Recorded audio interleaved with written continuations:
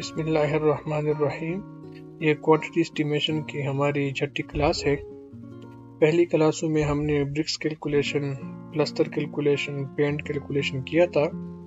तो आज हम कंक्रीट कैलकुलेशन करेंगे कि हम कंक्रीट के क्वांटिटी को किस तरह निकालेंगे और फिर सीमेंट हमारा कितना लगेगा, सैंड हमारा कितना लगेगा, क्रश हमारा कितना लगेगा। तो आज इसकी कैलकुलेशन को हम सीखते हैं। तो कंक्रीट कैलकुलेशन से पहले आपको रेशो का मालूम होना ज़रूरी है कि हम कितने रेशो की मतलब कंक्रीट कर रहे हैं। 1:4 है, 1:8 है, ठीक है। दूसरी बात डायमेंशन, ठीक है। तो यहाँ पर हमारे साथ जो डायमेंशन है वो 20/12 है, सही है। तो हमारे साथ लेंथ कितना है, 20 फीट, और जो हमारे साथ विड्थ है वो 12 फीट है।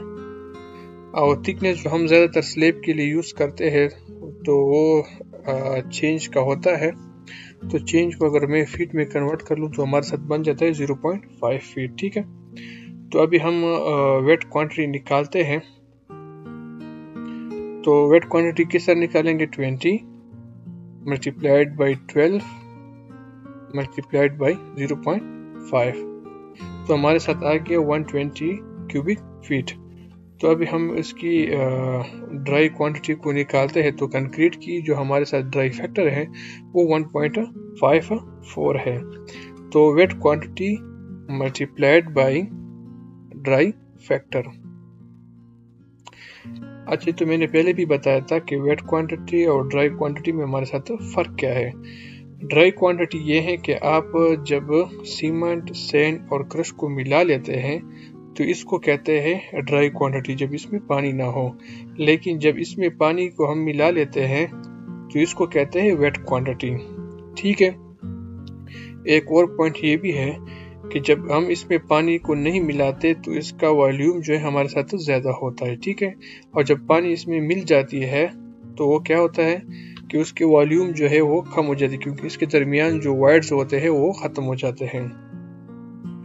तो ज़्यादातर तो हम कंक्रीट ऑन साइड बनाते हैं, लेकिन बाज़ दफ़ा ज़रूरत पड़ जाती है तो हम किसी कंपनी से मतलब मंगवाते हैं।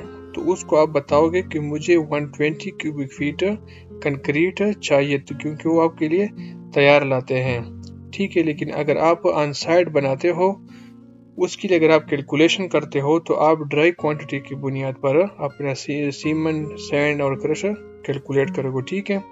तो यही बस ड्राई क्वांटिटी और वेट क्वांटिटी में हमारे साथ फ़र्क है।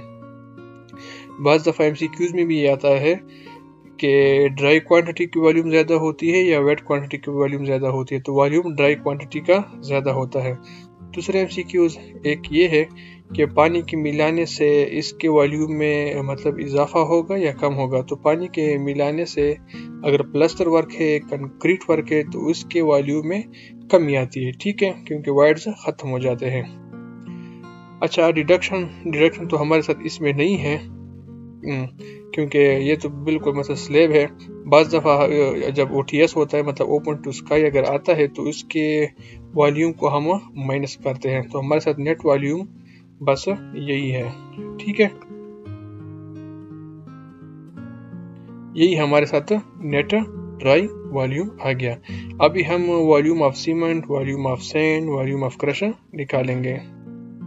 तो किस तरह निकालेंगे, आप रेशो को सम अप कर रहे हैं, ठीक है। इधर मैंने किया है 1 + 2 + 4 हमारे साथ बन जाता है 7। तो इस वॉल्यूम को मतलब हम किस तरह कैलकुलेट करेंगे, इस तरह कर लेंगे कि इज इक्वल टू, ब्रैकेट का साइन लगाओ, पहले सीमेंट को करते, ठीक है। 1 divided by 7 bracket close multiplied by net dry volume. मतलब ये हो गया कि 7 में 1 पार्ट सीमेंट है तो 184.8 में कितना होगा, ठीक है। तो हमारे पास आ गया 26.4। अभी सैंड को करते हैं। सैंड हमारे पास 2 पार्ट है, ठीक है। तो 2 डिवाइडेड बाई 7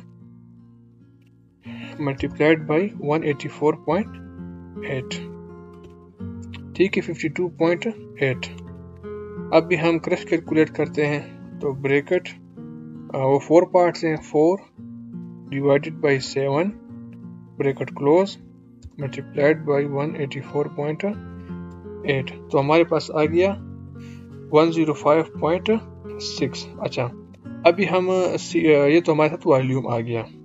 तो सीमेंट हमारे पास कितना बैग लगेगा, सैंड हमारे पास कितना सैकड़ा लगेगा, क्रश भी कितना लगेगा। तो एक सीमेंट बैग का वॉल्यूम जो हमारे साथ क्यूबिक फीट में होता है वो होता है 1.25 क्यूबिक फीट। अच्छा, एक और पॉइंट ये भी है कि फीट में ज़्यादातर जो हमारे पास यूनिट यूज होता है वो फीट होता है, ठीक है। क्यूबिक फीट में सारी कैलकुलेशन होते हैं, ठीक है।